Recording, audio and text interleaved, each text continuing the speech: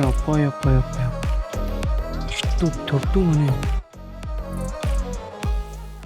ಮನೇಲಿ ಆ ಮಗುಗೆ ಒಳ್ಳೇದು ಬಯಸೋರು ಯಾರು, ಆ ಮಗು ಪ್ರಾಣಕ್ಕೆ ಕುತ್ತು ತರೋರು ಯಾರೋ ಒಂದು ಗೊತ್ತಿಲ್ಲ. ಈಗಾದ್ರೂ ಮಾಡಿ ಮನೆಯವ್ರ ಬಗ್ಗೆ ತಿಳ್ಕೊಬೇಕಲ್ಲ.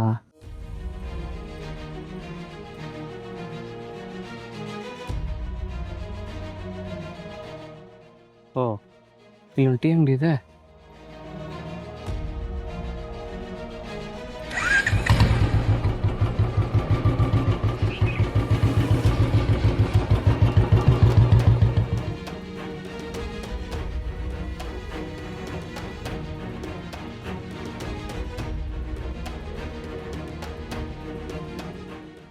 ಅಣ್ಣ ಒಂದು ಟೀ ಕೊಡಿ.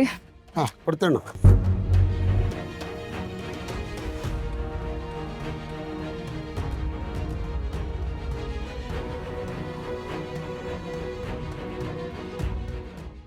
ತೊಗೊಳ್ಳಿ ಸರ್.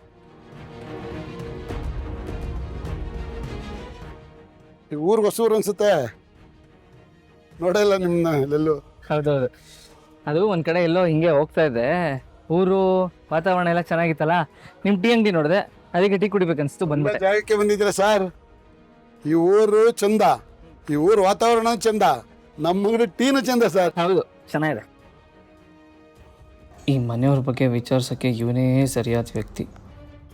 ಇವನ ಹತ್ರ ಹೇಗಾದರೂ ಮಾಡಿ ಬಾಯಿ ಬಿಡಿಸ್ಬೇಕಲ್ಲ. ಏನು ಯೋಚನೆ ಮಾಡ್ತಾ ಇದ್ದೀರಾ ಸರ್?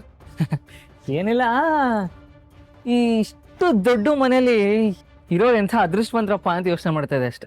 ದೊಡ್ಡ ಮನೆ ಅಂದಮೇಲೆ ದೊಡ್ಡ ಮನುಷ್ಯ ಇರ್ತಾರಲ್ಲ ಸರ್. ಆ ಮನೇಲಿರೋದು ನಮ್ಮ ದೊಡ್ಡ ಯಜಮಾನ್ರು. ಅವರು ನಮಗೆ ಮಾತ್ರ ಅಲ್ಲ ಸರ್, ಈ ಊರಿಗೆ ದೊಡ್ಡವರು. ಒಂದೂರಿಗೆ ಎಸ್ಟೇಟ್ ಮಾಲೀಕರು ಇವರೇ ಸರ್.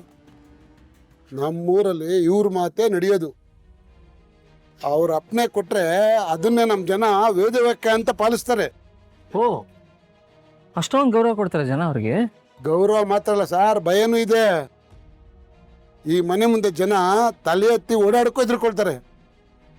ಈ ಮನೆ ಒಂಥರ ಚಕ್ರವ್ಯೂಹ ಇದ್ದಂಗೆ. ಇದೇನಿದು, ಈ ಮನೇನ ಚಕ್ರವ್ಯೂಹ ಅಂತೀನಲ್ಲ? ಇಂಥ ಚಕ್ರವ್ಯೂಹದೊಳಗೆ ಆ ಮಗುನ ಕರ್ಕೊಂಡು ಹೋಗಿ ನಾನು ಹೇಗಪ್ಪ ಆಚೆ ಬರಲಿ? ಏನು ಮಾಡಲಿ?